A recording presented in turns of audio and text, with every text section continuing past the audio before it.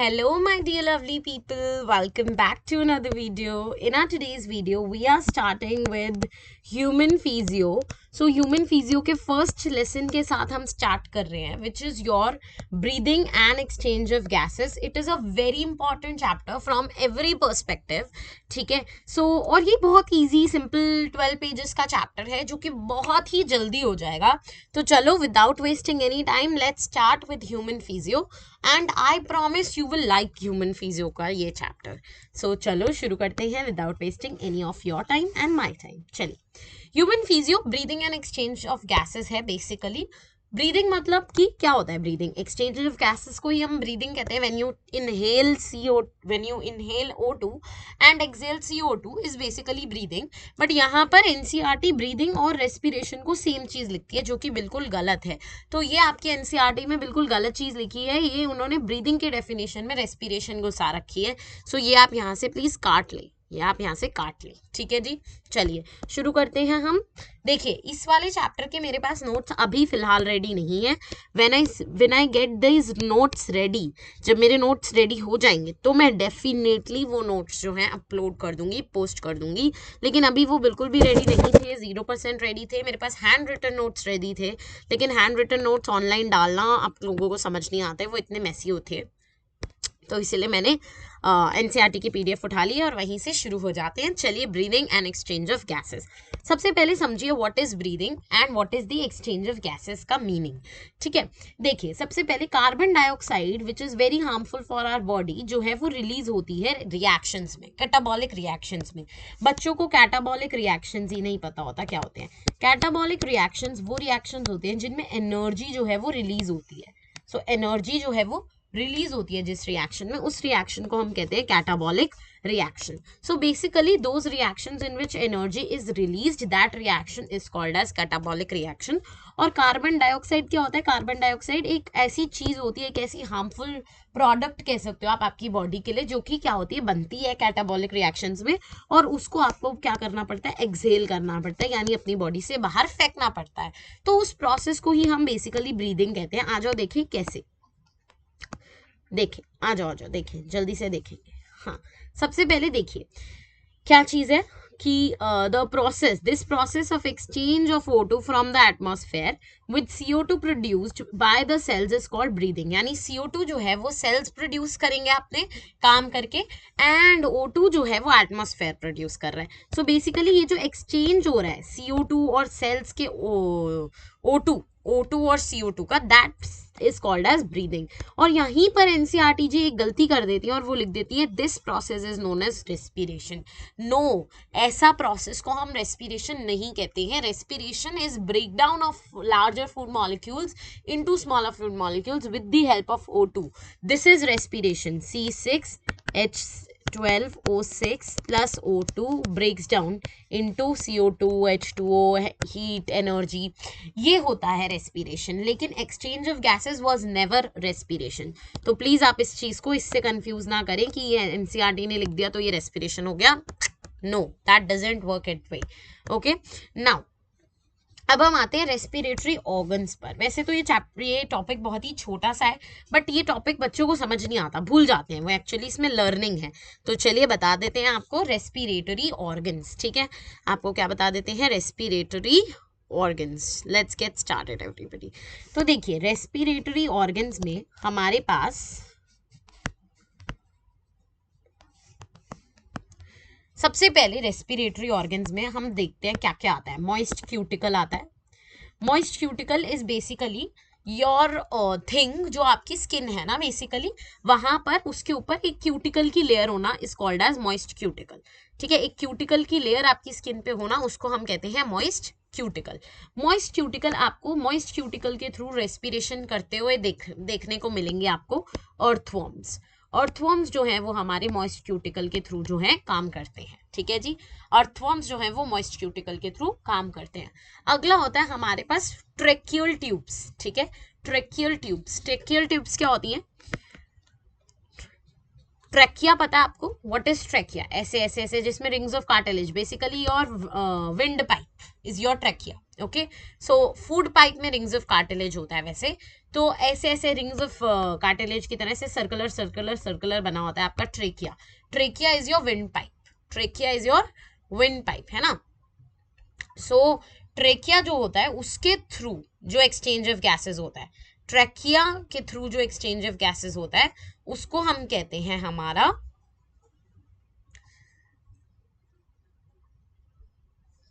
उसको हम आर्थ्रोपोडा में ट्रैकियल पाथवे, ट्रैकियल पाथवे आपको किसमें दिखेगा, आर्थ्रोपोडास में। आर्थ्रोपोडास से क्या याद आना चाहिए आपको, इंसेक्ट्स, इंसेक्ट्स में आपको देखने को मिलेगा ट्रेकियल पाथवे, इंसेक्ट्स में आपको देखने को मिलेगा ट्रेकियल पाथवे, ट्रेकियल ट्यूब्स देखने को मिलेंगे जिसके थ्रू वो करते हैं। देन आपको दिखेंगे गिल्स, देन आपको क्या दिखेंगे, गिल्स। गिल्स किस में दिखेंगे, मरीन एनिमल्स में दिखेंगे गिल्स, एक्वाटिक आर्थ्रोपोडास में दिखेंगे आपको। एक्वाटिक आर्थ्रोपोडास जितने भी होंगे, एक्वाटिक इंसेक्ट्स, फिशेज, इन सब में आपको दिखेंगे गिल्स। ठीक है, तो चलो अब रेस्पिरेटरी ऑर्गन्स आपको समझ आया कि मैं क्या बात करने वाली हूँ इसमें। तो चलिए शुरू करते हैं फर्स्ट से। फर्स्ट होते हैं हमारे invertebrates.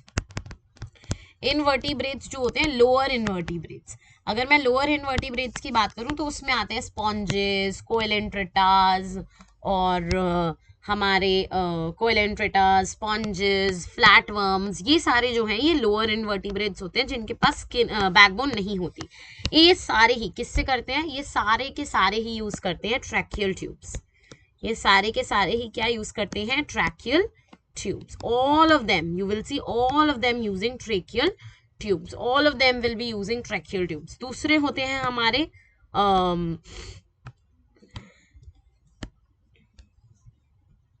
sorry, I'm so sorry, I made a mistake. They all will be using simple diffusion. मैंने आपको आर्थ्रोपोडा के लिए कहना था। ये सारे क्या करेंगे, सिंपल डिफ्यूजन से अपना काम करेंगे। ये किससे काम करेंगे, सिंपल डिफ्यूजन से अपना काम करेंगे। ये सारे इनवर्टिब्रेट्स जो लोअर इनवर्टिब्रेट्स हैं वो किससे काम करेंगे, अपना सिंपल डिफ्यूजन से। सिंपल डिफ्यूजन इनकी कैसे होती है, सिंपल डिफ्यूजन इनकी होती है, सिंपल डिफ्यूजन से ये काम करेंगे। और इनकी सिंपल डिफ्यूजन कैसे होती है, through their body surface, through their body surface. Basically जो आर्थ्रोपोडा, जो हमारे कोएलेंट्रेटास होते हैं, स्पंजेस होते हैं, sponges are the part of the porifera phylum, right. ये सारे ही हमारे सिंपल डिफ्यूजन से जो है बॉडी सरफेस के थ्रू काम करते हैं। किसके थ्रू, बॉडी सरफेस के थ्रू। दूसरा हमारे होते हैं अर्थवर्म्स। अर्थवर्म्स जो होते हैं, अर्थवर्म्स जो है वो अपने मॉइस्ट क्यूटिकल से करते हैं। किससे करते हैं, मॉइस्ट क्यूटिकल से रेस्पिरेशन करते हैं। तो अर्थवर्म्स किससे करते हैं, मॉइस्ट क्यूटिकल से। मॉइस्ट क्यूटिकल बेसिकली आपने कभी अर्थवर्म देखा है, लोग खाते हैं अर्थवर्म में। नॉर्थ ईस्ट में बहुत ज्यादा अर्थवर्म जो है वो खाया जाता है।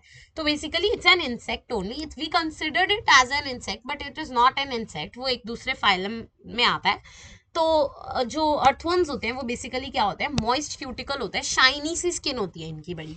तो वो शाइनी स्किन क्यूटिकल की वजह से होती है, और वो जो क्यूटिकल होता है वो इनको हेल्प करता है इन द रेस्पिरेशन। किस में हेल्प करता है, रेस्पिरेशन में। कौन हेल्प करता है, अर्थवर्म। अर्थवर्म किस में हेल्प करते हैं, रेस्पिरेशन में। रेस्पिरेशन किसके थ्रू होता है, मॉइस्ट क्यूटिकल से। ठीक है जी, क्लियर एवरीबडी। दूसरे होते हैं हमारे, तीसरे होते हैं इंसेक्ट्स। इंसेक्ट्स जिनको मैं आर्थ्रोपोडा कर रही थी, कॉकरोचेस। इंसेक्ट से आपको क्या याद आना चाहिए, कॉकरोचेस। कॉकरोचेस से क्या याद आना चाहिए, आर्थ्रोपोडा। आर्थ्रोपोडास जो होते हैं वो आपके किससे करेंगे, वो आपके करेंगे ट्रेकियल ट्यूब से, ट्रेकियल ट्यूब से। ये आपके किससे करेंगे, ट्रेकियल ट्यूब से। ये आपके किससे करेंगे, ट्रैकियल ट्यूब से। Everybody all right. देन हमारे पास आते हैं एक्वाटिक आर्थ्रोपोडास। क्या आते हैं, एक्वाटिक आर्थ्रोपोडास, फिशेज, है ना। ये सारे जो हैं ये किससे करते हैं, गिल्स से। ये सारे किससे करते हैं, गिल्स से, गिल्स से। ठीक है, गिल्स से करते हैं। अब टेरेस्ट्रियल वाले जैसे ह्यूमंस, हम टेरेस्ट्रियल हैं, लैंड पे रहते हैं। टेरेस्ट्रियल किससे करते हैं, terrestrial animals do it with lungs. लेकिन फ्रॉग में भी लंग्स होते हैं। लेकिन फ्रॉग जो है, फ्रॉग जो होता है जो कि एम्फीबियन होता है, एम्फीबियंस के पास यूजुअली, फ्रॉग की बात करूं स्पेशली तो उसकी अर्ली स्टेज में, जब वो टैडपोल स्टेज में होता है, तो टैडपोल स्टेज में तो उसके पास क्या होता है, अपने पास गिल्स होते हैं टैडपोल स्टेज में। लेकिन जब वो फ्रॉग बनता है तो फ्रॉग जो है वो 3 तरह की रेस्पिरेशन करता है। क्यूटेनियस रेस्पिरेशन जो वो किसके थ्रू करता है, अपनी मॉइस्ट स्किन के थ्रू। फिर वो गिल्स से भी करता था, एक टाइम पे जब वो टैडपोल स्टेज में था, और वो उसके पास लंग्स भी होते हैं टू डू टेरेस्ट्रियल रेस्पिरेशन। तो फ्रॉग का केस थोड़ा सा अलग है। बर्ड्स जो हैं, जितने भी वर्टिब्रल बर्ड्स आपको दिखेंगे, सारे के सारे लंग्स से करेंगे। सारे के सारे बर्ड्स जो हैं वो लंग्स से करेंगे। फिशेस गिल से करेंगी। एम्फीबियंस में जो है मैमल्स एंड रेप्टाइल्स जो हैं वो लंग्स से करेंगे। मैमल्स, रेप्टाइल्स, बर्ड्स सारे, ठीक है। तो ये मैंने आपको एक ओवरव्यू दिया है। अब हम पढ़ते हैं ऊपर से। क्या पढ़ते हैं? ऊपर से पढ़ते हैं। ये मैंने आपको एक ओवरव्यू दे दिया about different types of animals, है ना। चलिए, मैकेनिज्म ऑफ ब्रीदिंग में वेरी अमॉन्ग द एनिमल्स, है ना जी, डेफिनेटली वेरी करता है, फॉर श्योर वेरी करता है।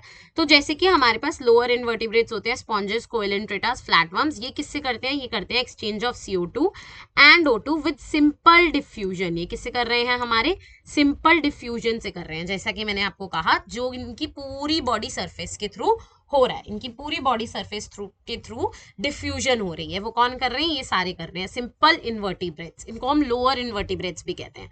देन हमारे पास आते हैं अर्थवर्म्स। अर्थवर्म किससे कर रहे हैं? अपने मॉइस्ट क्यूटिकल से।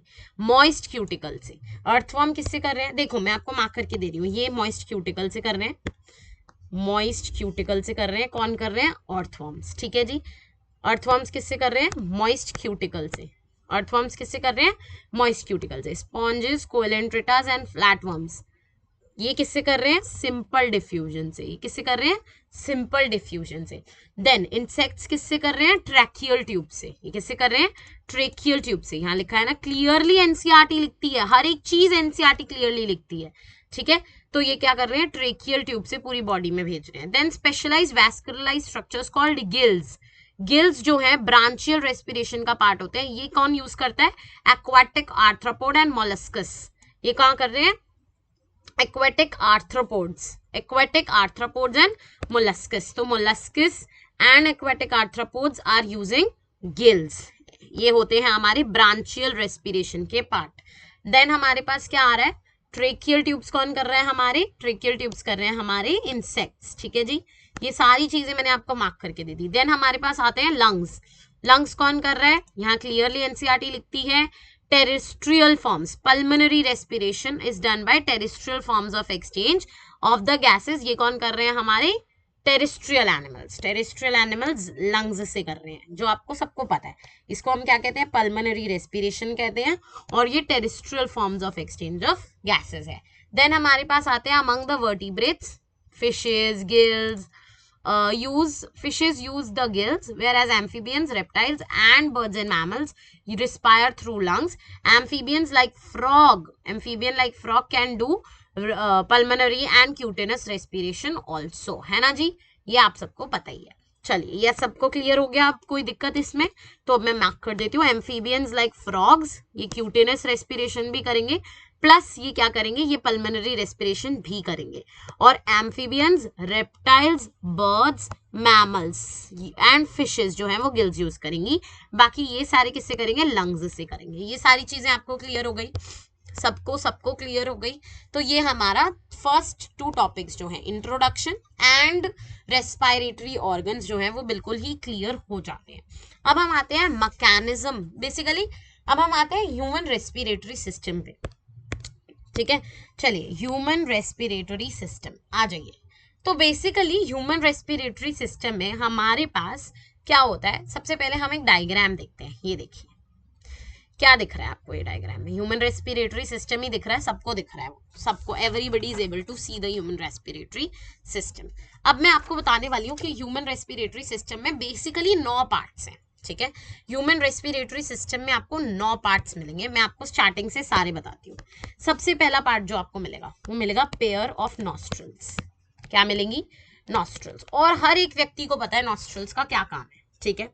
दूसरी चीज जो आपको मिलेगी वो मिलेगी नाजल पैसेज। एक नाजल पैसेज होता है बेसिकली जहां के थ्रू आपकी सारी गैसेस या तो अंदर जाती हैं या फिर बाहर आती है। गैसेस, कई बार डस्ट भी चली जाती है। अगर आपके जो हेयर है नोज में वो काम नहीं कर रहे तो डस्ट भी चली जाती है, ठीक है। फिर हमारे पास आता है नेक्स्ट चीज। फिर हमारे पास क्या आती है? नेक्स्ट चीज होती है तीसरी चीज। नेक्स्ट चीज होती है तीसरी चीज। तीसरी चीज क्या होती है बताओ जल्दी से? तीसरी चीज हमारे पास होती है हमारे नेजल चैम्बर। तीसरी चीज क्या होती है हमारे पास? Nasal chamber. तीसरी चीज क्या है हमारे पास? Nasal chamber. ठीक है, चौथी चीज क्या है? फेरिंग्स। फेरिंग्स क्या है बताओ जल्दी से? फेरिंग्स सबको पता है फेरिंग्स क्या है। एक होता है लैरिंग्स, एक होता है फेरिंग्स। एवरीबडी नोज फेरिंग्स, है ना जी। चलिए, लैरिंग्स, एडम्स एप्पल। फेरिंग्स होता है आपका, सबको पता है भाई, pharynx. Then larynx. Larynx is your sound box. Sound box के ऊपर होता है बेसिकली फेरिंग्स। इसका कोई काम सबको पता है नहीं होता, ठीक है, इट इज जस्ट प्रेजेंट। काम होता है बट बहुत ही छोटा सा, है ना। Trachea, trachea everybody knows, wind pipe. बच्चे इसमें ईसोफेगस मत डाल देना, वो फूड पाइप होता है, ठीक है। Trachea, wind pipe, rings of cartilage, ठीक है जी, ऑल राइट। देन हमारे पास क्या होता है? Right and left bronchi, right and left bronchi, ठीक है। प्राइमरी एंड सेकेंडरी, टर्शरी, ये सारे इसमें होंगे, अभी पढ़ेंगे हम। आठवां हमारे पास होते हैं ब्रोंकियोल्स, ब्रोंकियोल्स। और नौवां हमारे पास जो है एल्वियोलाई, एल्वियोलाई। तो देखो आपके पास ये सारे 8 स्ट्रक्चर हैं जो आप पढ़ने वाले हो, ठीक है। ये सारे 8 स्ट्रक्चर्स हैं जो आप पढ़ने, 9 है एक्चुअली। पेयर ऑफ नॉस्ट्रल्स पढ़ोगे, नाजल पैसेज पढ़ोगे, नेजल चेम्बर पढ़ोगे, फेरिंग्स पढ़ोगे, लैरिंग्स पढ़ोगे, ट्रेकिया पढ़ोगे, and right and left bronchi पढ़ोगे, ब्रोंकियोल्स, ब्रोंकियोल्स पढ़ोगे, एंड एल्वियोलाई भी पढ़ोगे। ये सारे ही मैं आपको पढ़ाने वाली हूँ, तो रेडी रहिए। चलिए शुरू करते हैं। सबसे पहले हमारे पास एक पेयर ऑफ एक्सटर्नल, पेयर का मतलब है 2 नॉस्ट्रल्स, पेयर का मतलब है 2 nostrils. So we have a pair of nostrils which is opening above the upper lips. Upper lip के ऊपर होता है नोस्ट्रल, है ना। तो अब तेज गरम सांस लोगे, आपको अपर लिप पे फील होगा, दैट इज योर नोस्ट्रल, ठीक है। फिर जो नोस्ट्रल है वो कहाँ लीड करती है? The nostril Leeds into the nasal chamber through the nasal passage. तो आपका नेजल चेम्बर आ जाता है, जो कि नेजल पैसेज के बाद आता है। नेजल चैम्बर आ जाता है थ्रू नेजल पैसेज। देखिए अब ये आपको यहाँ पर इस पिक्चर में तो नहीं दिखाया गया, जब पिक्चर में आपको दिखाऊंगी एक इंसान की, तब आपको समझ आएगा। फिर the nasal chamber, nasal chamber जो है वो ओपन होता है फेरिंग्स में। फेरिंग्स में ऐसा कोई काम नहीं होता, बट उसमें क्या है, एक पोर्शन है जिसके थ्रू फूड एंड एयर दोनों चीजें पास करती हैं, ठीक है। फेरिंग्स ओपन, फेरिंग्स जो है वो ओपन कर जाता है आपके लैरिंग्स रीजन में, यानी साउंड बॉक्स वाले रीजन में, और लैरिंग्स के थ्रू आपका खुल जाता है ट्रेकिया। अब समझिए व्हाट इज लैरिंग्स। लैरिंग्स क्या होता है? लैरिंग्स is a cartilaginous box which help in the production of sound and is called the sound box. सबको पता है, मैंने पहले ही बता दिया था। फिर देखिए, अब यहां तक पहले समझाती हूँ, यहां तक पहले आप डायग्राम से भी समझ लो, उसके बाद आगे बढ़ेंगे, ठीक है। देखिए अब यहां पर आपके पास ये जो आपको दिख रहा है, देखिए ये यहां से आपकी नोस्ट्रल्स है, यहां से मेरे कर्सर को देखिए, पर्पल कलर का कर्सर, ये जो है ये आपको नेजल नोस्ट्रल्स दिख रही होंगी। नोस्ट्रल से ये आपको नेजल पैसेज दिख रहा होगा, ये आपको क्या दिख रहा होगा? Nasal passage. नेजल पैसेज के बाद आपको नेजल कैविटी दिख रही होगी यहाँ पर, है ना। नेजल कैविटी के थ्रू जो है आपका फेरिंग्स आ जाता है। फेरिंग्स के थ्रू आपका खाना भी कई बार जाता है। देखिए ये फेरिंग्स है, ये आपका माउथ है, माउथ से खाना आ रहा है, ऊपर नेजल पैसेज से हवा आ रही है, तो यहाँ से आपकी एयर एंड फूड दोनों चीजें पास करती रही है थ्रू फेरिंग्स। फेरिंग्स के बाद आपका साउंड बॉक्स आता है विच इज योर लैरिंग्स। इसको एडम्स एप्पल कहते हैं, लड़कों में ये दिखता है बहुत एविडेंटली, ये यहाँ पर आता है ना। फिर आता है आपका ट्रेकिया, फिर क्या आता है आपका? ट्रेकिया। ट्रेकिया क्या है आपका? विंड पाइप है, वेरी गुड। ट्रेकिया आपका विंड पाइप है, इसमें रिंग्स ऑफ कार्टिलेज होते हैं जो इसको कोलैप्स करने से बचाते हैं। देन आपके पास क्या होते हैं? ऐसे 2 लंग्स होते हैं, लंग्स के अंदर ब्रोंकियाई, ब्रोंकियोल्स, एल्वियोलाई सब होता है। तो ये तो हमारी बुक में भी दे रखा है डायग्राम, लेकिन ये ऊपर का आपको समझ आया कैसे होता है? सबसे पहले नोस्ट्रल्स, नोस्ट्रल्स के बाद नेजल पैसेज, नेजल पैसेज के बाद nasal cavity. Basically nasal cavity, nasal passage बहुत ऐसे क्लोजली होते हैं। पैसेज एक पैसेज है, लंबी सी ट्यूब है, उसी में नेजल कैविटी आ जाती है। एंड देन फेरिंग्स, फेरिंग्स के थ्रू फूड एंड एयर जो है दोनों चीजें साथ जा रही हैं। देन आपका larynx which is your sound box, and then your trachea, trachea is your food pipe, sorry wind pipe, where is there rings of cartilage, okay, there is rings of cartilage present, है ना जी। समझ आ गया सबको? सभी बच्चों को ये बात समझ आ गई? किसी को कोई परेशानी हुई? चलिए ग्रेट। तो अब हम आते हैं आगे नेक्स्ट चीज पे। नेक्स्ट चीज हमारी क्या है? नेक्स्ट चीज है हमारा ग्लॉटिस, ग्लॉटिस जो है वो एपिग्लॉटिस जो है उसके साथ होता है, तो epiglottis is there in glottis. अभी आपको बात समझाती हूँ क्या। सो बेसिकली अभी तक जितना समझाया वो समझ आया। चलो, during swallowing glottis can be covered by a thin layer of cartilaginous flap called the epiglottis to prevent the entry of food into the larynx. Basically लैरिंग्स के पास ही एक ग्लॉटिस होता है और एपिग्लॉटिस होता है। सो बेसिकली आप ये समझो, ये ग्लॉटिस है, ठीक है, ठीक है, ये लैरिंग्स के ऊपर है, ये लैरिंग्स है, यहाँ से लैरिंग्स शुरू हो गया, ठीक है, नीचे की तरफ। अब लैरिंग्स जो है वो साउंड बॉक्स है, तो साउंड बॉक्स और फैरिंग्स जो है उसका जो पैसेज है फूड का एंड विंड का वो बहुत पास पास है। तो कई बार हम कहते हैं खाना खाते हुए बोलिए मत। वो क्यों कहते हैं? वो इसलिए कहते हैं ताकि ये जो ये है, ये बोलते हुए इसके ऊपर एक कवरिंग है, एक ऐसे कवरिंग है फ्लैप की। वो कवरिंग किसकी है? ये आपका ग्लॉटिस है, ये आपका ग्लॉटिस है। ग्लॉटिस किसके ऊपर है? लैरिंग्स के ऊपर। इस ग्लॉटिस के ऊपर, इस ग्लॉटिस के ऊपर आपको किसकी कवरिंग दिख रही है? एपीग्लॉटिस की।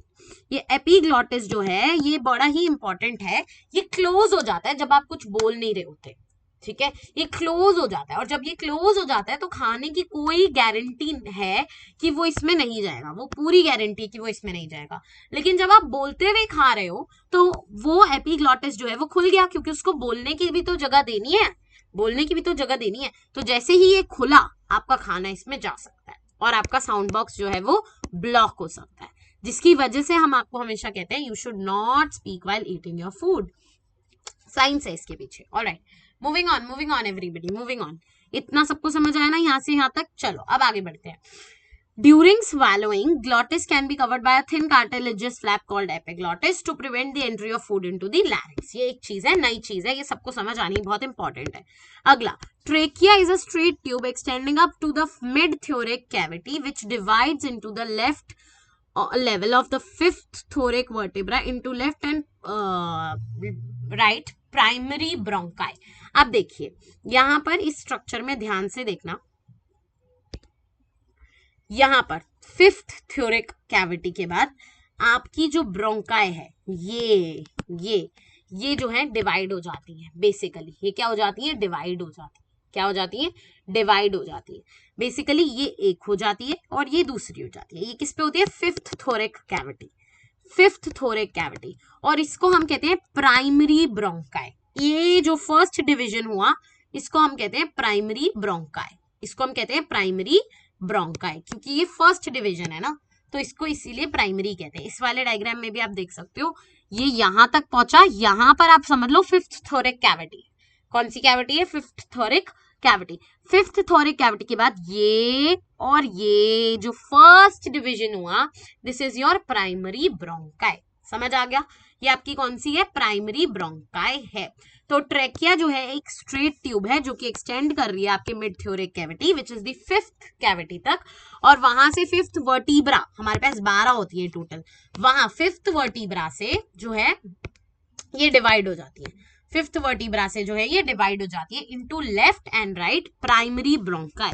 राइट वाली राइट में, लेफ्ट वाली लेफ्ट में, और प्राइमरी ब्रोंकाई इसलिए क्योंकि फर्स्ट है, फर्स्ट। अब आगे आते हैं। Each bronchi undergoes repeated division to form secondary and tertiary bronchi, and bronchioles ending up into very thin terminals are called bronchioles. Basically अब आप यहाँ पर देखो, ये वाली जो है ये प्राइमरी वाली, ये इधर क्लासिफाई हुई, इधर क्लासिफाई हुई, इधर क्लासिफाई हुई, इधर क्लासिफाई हुई, और फिर ये वाली भी इधर इधर इधर।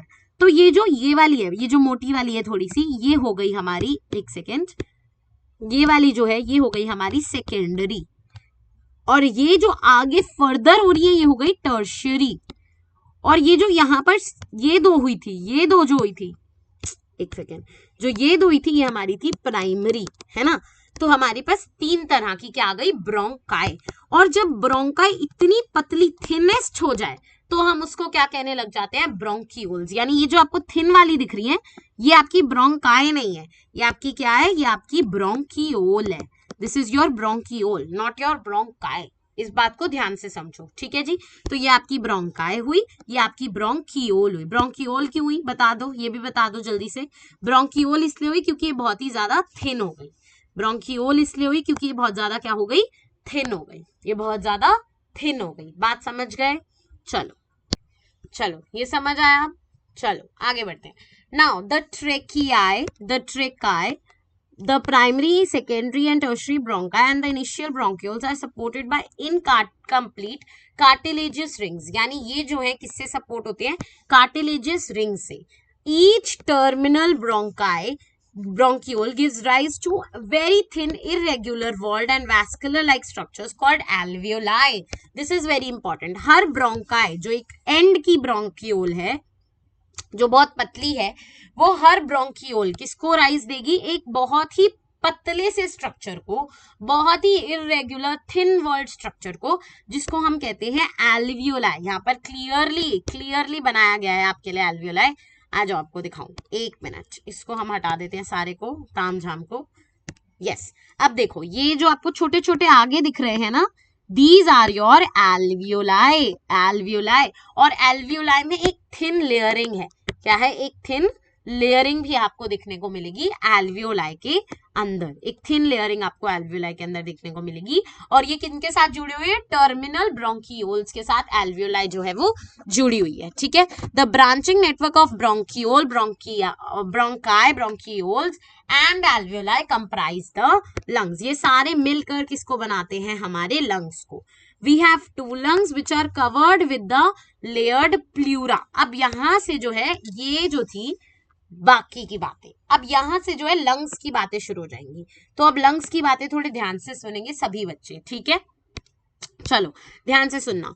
We have 2 lungs covered by a double layered pleura with pleural fluid between them. अब इनमें क्या है? प्लूरल फ्लूइड है एंड डबल लेयर्ड प्लूरा है. क्या है? प्लूरल फ्लूइड होता है इनके अंदर, और एक डबल लेयर्ड कवरिंग कह लो आप, वो होती है प्लूरा. It reduces friction. ये प्लूरा का क्या काम है? It reduces friction on the lung surface. The outer layer pleural membrane is in contact with the thoracic cavity. ये जो आउटर लेयर प्लूरिक मेम्ब्रेन है, ये किसके साथ कॉन्टैक्ट में है? ये प्लूरल लाइनिंग के साथ कॉन्टैक्ट में है. And the inner is contact with the lung surface. तो आउटर वाली किसके साथ कॉन्टैक्ट में? थ्योरिक कैविटी के साथ. ठीक है, थ्योरिक कैविटी के साथ. और इनर वाली किसके साथ कॉन्टैक्ट में है? लंग सरफेस, यानी एल्वियोलाई, ब्रोंकियोल, ब्रोंकाई, इसके साथ. ठीक है. Now the part starting with the external nostrils up to the terminal bronchi constitute the conducting part. अब ये बड़ा इंपॉर्टेंट है, यानी कि नॉस्ट्रिल से लेकर ब्रोंकियोल्स तक एल्वियोलाई कंसीडर नहीं होगा. नॉस्ट्रिल से लेकर ब्रोंकियोल्स तक ये सारा ही कंडक्टिंग पार्ट होता है. यहाँ पर कोई एक्सचेंज ऑफ गैसेस आपने मेरे को बोलते हुए सुना? आपने सिर्फ क्या सुना? जा रहा है, यहाँ से जा रही है. अभी समझाऊंगी, है ना. तो यहाँ से जा रही होती है, ये क्या होता है? Conducting part. ये सारी एयर्स जो है कंडक्ट हो रही होती है. CO2, O2, ये सारी कंडक्ट हो रही होती है इससे. बाकी एल्वियोलाई ये कंडक्टिंग पार्ट होता है, और alveoli and their ducts form the respiratory system और the exchange part of the respiratory system. Basically ये जो एल्वियोलाई वाला पार्ट होता है वो होता है एल्वियोलाई एंड इट्स डक्ट्स. ये जो है ये आपको क्या बना के देती है? ये आपको बना के देती है आपके रेस्पिरेटरी सिस्टम का एक्सचेंज पार्ट. ये आपको क्या बना के देती है? Exchange part of the respiratory system. ठीक है, चलो मैं मानती हूँ वीडियो थोड़ी लंबी हो जाएगी, ये वाली 45 मिनट्स की वीडियो हो जाएगी, लेकिन हम ये पूरा कंप्लीट करके ही खत्म करेंगे.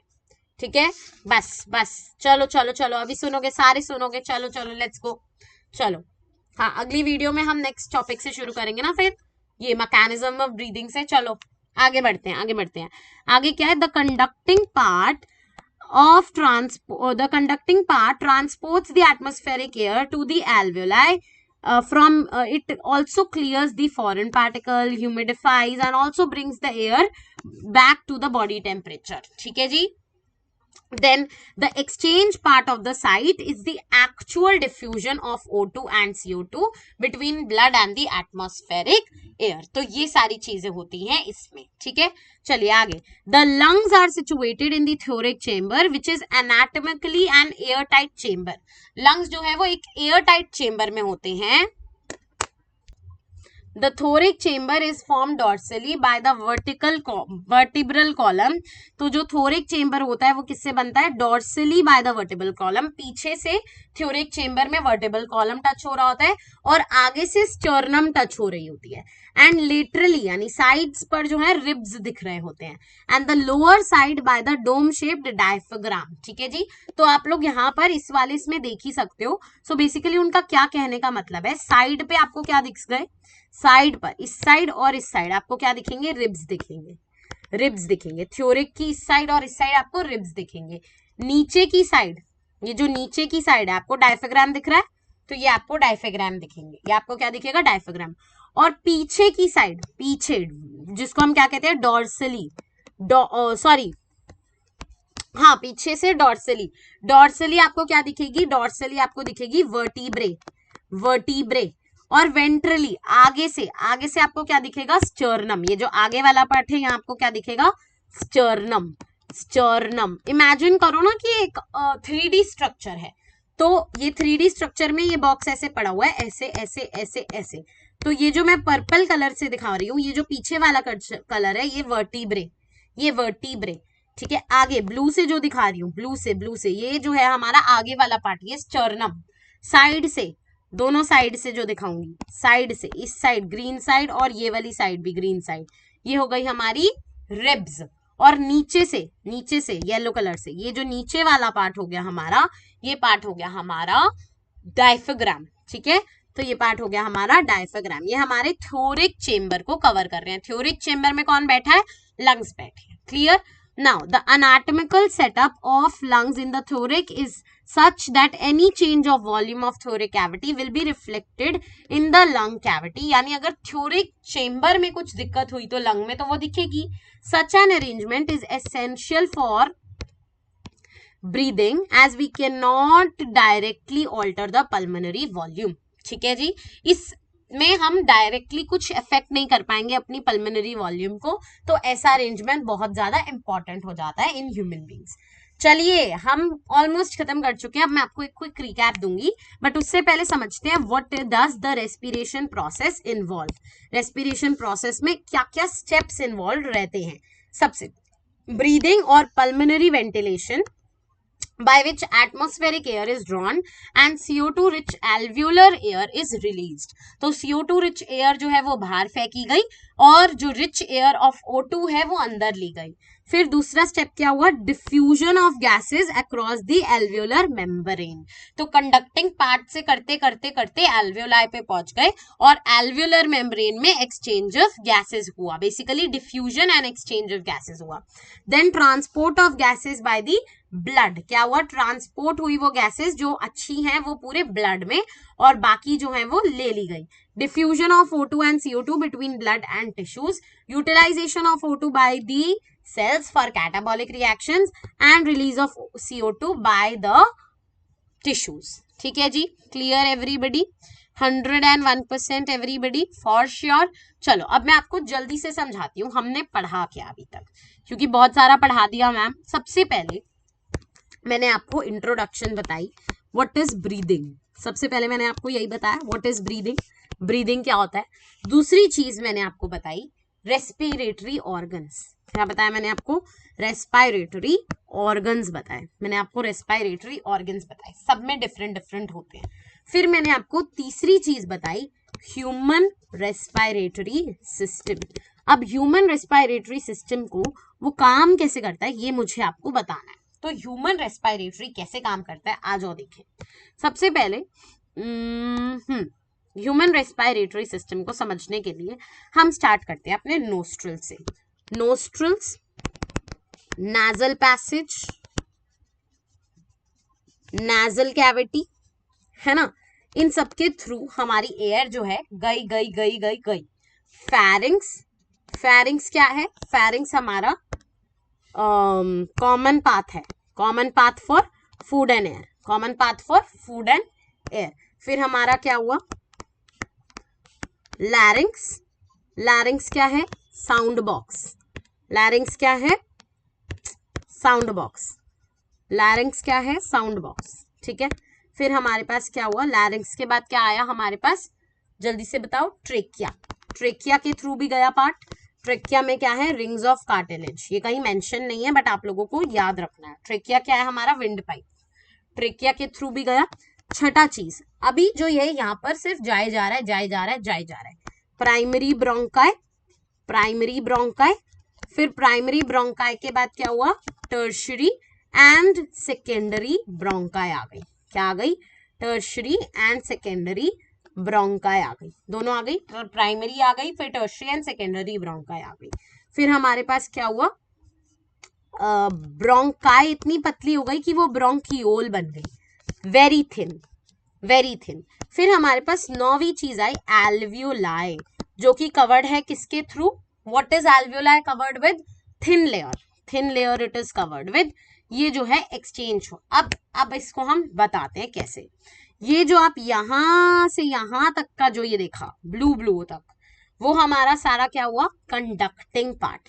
जो ब्लू वाला है ये सारा क्या है, कंडक्टिंग पार्ट। इस पार्ट ने क्या करा, सारी जो एयर है बाहर से वो अंदर लाके रख दी, वो अंदर लाके रख दी। फिर हमारे पास क्या आया, ये जो पीच वाला पार्ट, स्किन वाला पार्ट जो आया, ये हमारा पार्ट था हमारा एक्सचेंज पार्ट, एक्सचेंज पार्ट। इस पार्ट ने क्या करा, CO2 और O2 का एक्सचेंज कराया, CO2 और O2 का एक्सचेंज कराया। ये पार्ट जो है एक्चुअली में बहुत इंपॉर्टेंट पार्ट कंसीडर किया गया, ठीक है। एक्सचेंज पार्ट एटमॉस्फेरिक पार्टिकल्स को एक्सचेंज करा रहा है, और कंडक्टिंग पार्ट फॉरेन पार्टिकल्स को हटा रहा है, ह्यूमिडिफाई कर रहा है एयर को जो आ रही है, उसको हमारे बॉडी टेम्परेचर के हिसाब से मेंटेन कर रहा है। ये हो गया हमारा कंडक्टिंग पार्ट का काम, ठीक है। अब हम आते हैं लंग्स पे, क्योंकि लंग्स में ही हो रहा है सारा तामझाम। तो लंग्स में क्या तामझाम हो रहा है, लंग्स की हम वो सुन लेते हैं थोड़ी सी कहानी। तो लंग्स के अंदर होती है एक प्लूरल मेम्ब्रेन। ये जो प्लूरल मेम्ब्रेन है, ये बाहर प्लूरा, इसको हम क्या कहते हैं, प्लूरा, क्या कहते हैं, प्लूरा, है ना, क्या कहते हैं, प्लूरा। और ये जो प्लूरल मेम्ब्रेन है, इसके अंदर क्या भरा हुआ है, प्लूरल फ्लूइड। क्या भरा हुआ है, प्लूरल फ्लूइड। और ये जो प्लूरल फ्लूइड है ना, जो लंग्स है, बेसिकली लंग्स जो है वो हमारे डॉर्सली वर्टिब्रे के पास है, पीछे से, है ना, प्लूरल मेम्ब्रेन पीछे से किसके पास है, वर्टिब्रे के पास। सामने से वेंट्रली, वेंट्रली किसके पास है, ये वेंट्रली किसके पास है, जल्दी से बताओ, ventrally they are close to, जल्दी से बताओ, स्टर्नम, है ना। साइड से किसके पास है, साइड्स से, साइड से from the rib, ribs cage, है ना। और नीचे से किसके पास है, डायफ्राम, डाउन, डायफ्राम, डायफ्राम, है ना जी। तो ये आपको समझ आया, ये आपका जो है लंग्स का है। लंग्स में ये चीज है, ये इनका क्या कह सकते हैं हम, एनाटॉमिकल सेटअप है। और ये होते किसके अंदर है, ये होते हैं पल्मोनरी कैविटी के अंदर। पल्मोनरी कैविटी के अंदर इसलिए होते हैं ताकि इनकी पल्मोनरी वॉल्यूम जो है वो अफेक्ट ना हो सके। तो इनकी जो पल्मोनरी वॉल्यूम है वो बिल्कुल भी अफेक्ट जो है वो ना हो सके, ठीक है। Pulmonary volume should not be affected. ये समझ आ गया सबको, कोई परेशानी किसी प्रकार के बेबी को, बच्चे को, पक्का। तो बस यही हमने पढ़ा आज के चैप्टर में, यही सब पढ़ा। अगली वीडियो में हम स्टार्ट करने वाले हैं यहाँ से मैकेनिज्म ऑफ ब्रीदिंग पे, वो होने वाला है part 2। See you guys in the next one, bye bye, take care.